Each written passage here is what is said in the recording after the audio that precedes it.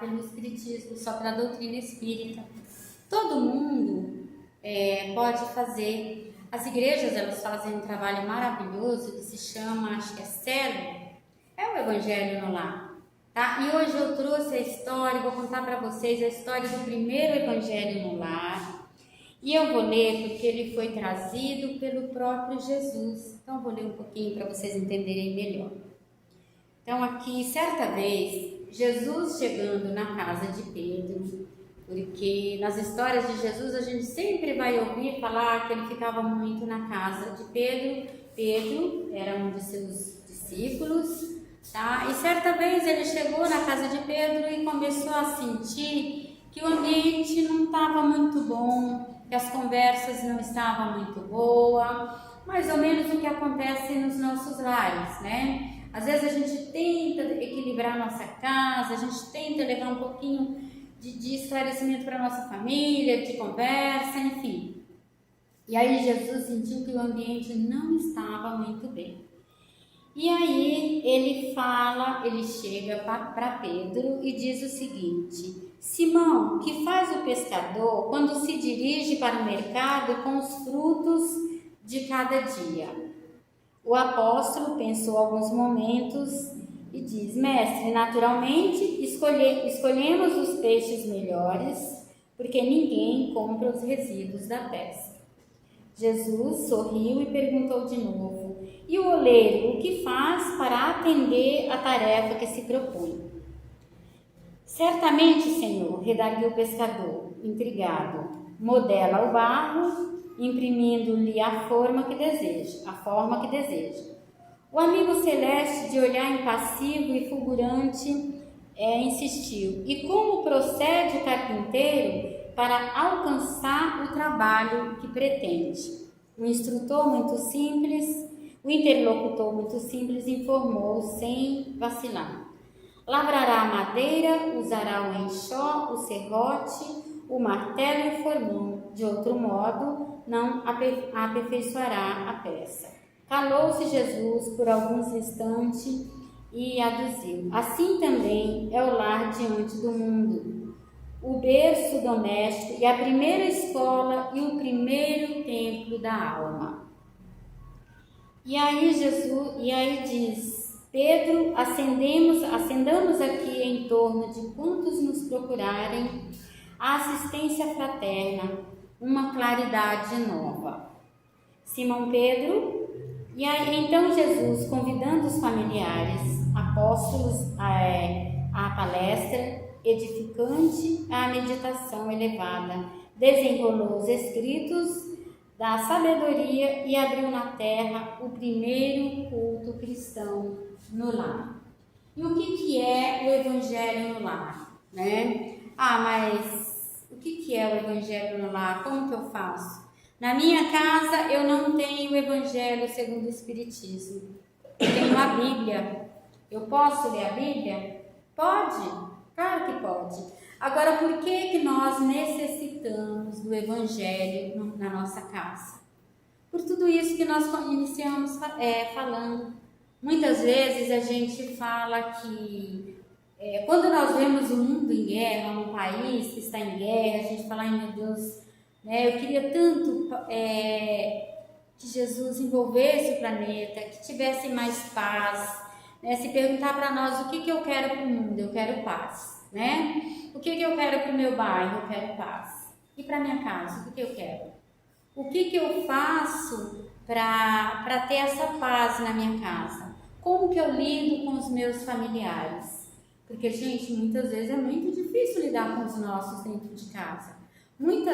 Às vezes é mais fácil lidar com alguém lá fora, com um amigo, do que com os nossos parentes. Por quê? Pela convivência. E conviver com o outro não é fácil. Com o marido, com o filho, com o pai, com a mãe, é muito difícil. Porque nós conhecemos, e o que é pior, eles nos conhecem. Porque a gente fala: lidar com o outro é difícil. E lidar conosco, Como que eu lido comigo? Como que eu sou? Qual é a minha contribuição quando eu vejo uma discussão dentro da minha casa? Será que eu procuro apaziguar? Ou será que eu agito mais ainda? De que forma eu participo de uma discussão dentro da minha casa? Muitas vezes a gente não consegue nem abrir a boca. Muitas vezes a gente tenta conversar e não consegue. E aí tem aquela frase que diz: santo de casa não faz milagre, né? Então nós apelamos para quem? Para o Evangelho. E como que eu posso fazer esse Evangelho? Escolhemos um dia da semana. Por exemplo, eu vou escolher o domingo. Meu Evangelho eu faço aos domingos. 9h eu convido a minha família, nos reunimos e fazemos o Evangelho no lar. Todo domingo no mesmo horário. É 9h, então é 9h. Então, mas a minha família não participa. Se eu falar um negócio desse na minha casa, gente, né, não vão gostar. Então eu vou fazer sozinha. Será que eu estou sozinha? Será que nós vivemos sozinhos? Todos aqui têm fé que o Pai não desampara ninguém? Jesus está sempre conosco? Então Ele está ali, porque Ele iniciou esse trabalho e deixou para que continuássemos.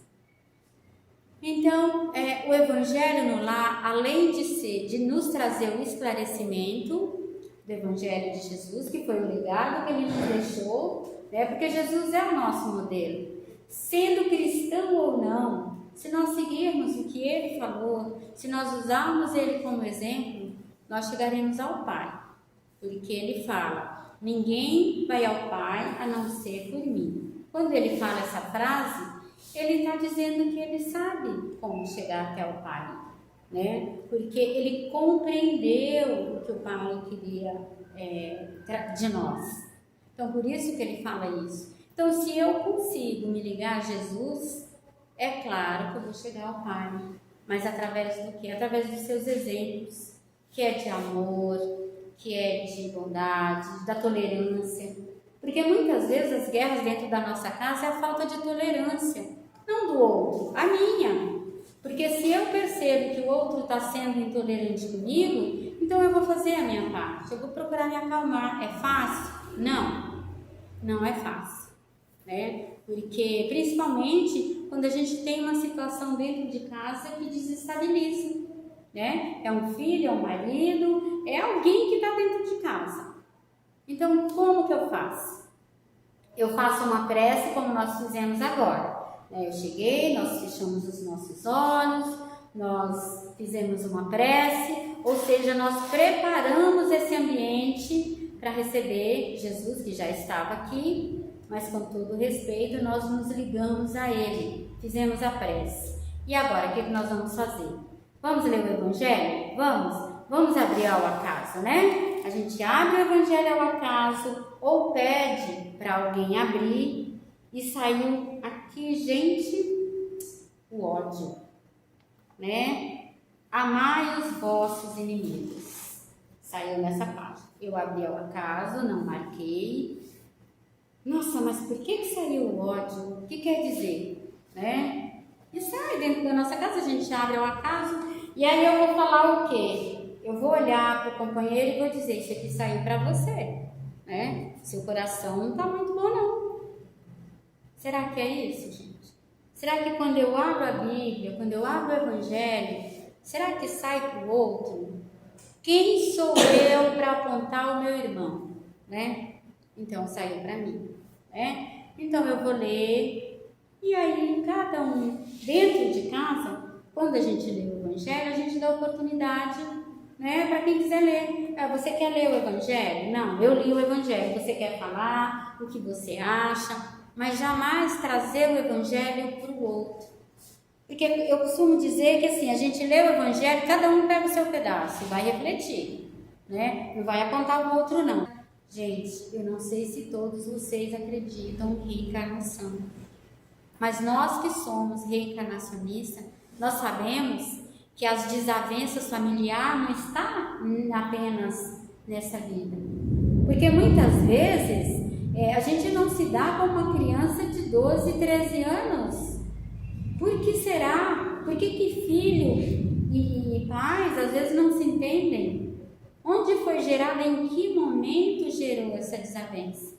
né? Se não foi nessa existência, certamente foi em outras. Então, por isso que a convivência dentro da nossa casa é difícil. Então, quando nós abrimos o Evangelho dentro da nossa casa, nós trazemos esse equilíbrio. Porque dentro da nossa casa estão aqueles que não querem o nosso bem também.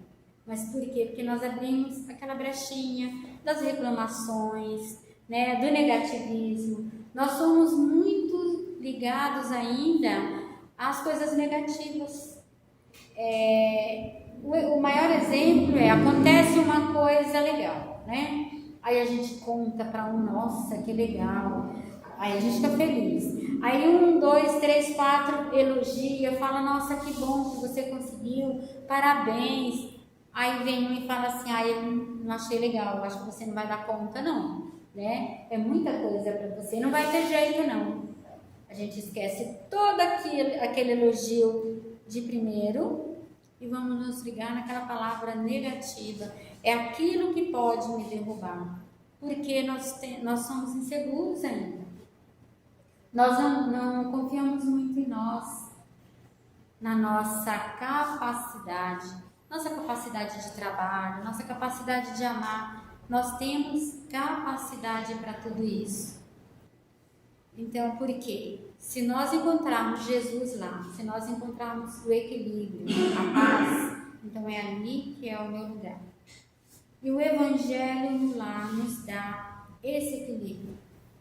Eu não estou bem, eu não consigo nem sair de casa, mas eu posso abrir a Bíblia, eu posso abrir o Evangelho, ou não vou abrir nada, simplesmente vou escolher aquele momento, vou me ligar a meu anjo de guarda, a Jesus, a Deus e a todos aqueles que estão à minha volta, para me trazer equilíbrio. Eu preciso me equilibrar, eu preciso ter bons pensamentos. Eu preciso abrir o meu coração, mas como que eu faço a oração? E aí a gente pensa, como que eu converso com aquele amigo querido que tira aquele tempinho para me ouvir? Eu falo absolutamente tudo, né? Quando eu tô mal, minha amiga, meu amigo, me empresta o ombro, né? E eu vou falar. Nesse momento, o meu amigo é Deus. Nesse momento, o meu amigo é Jesus. Ele está ali, sentado à minha frente, de braços abertos para me ouvir. Isso é dentro da minha casa? É sim, é dentro da minha casa.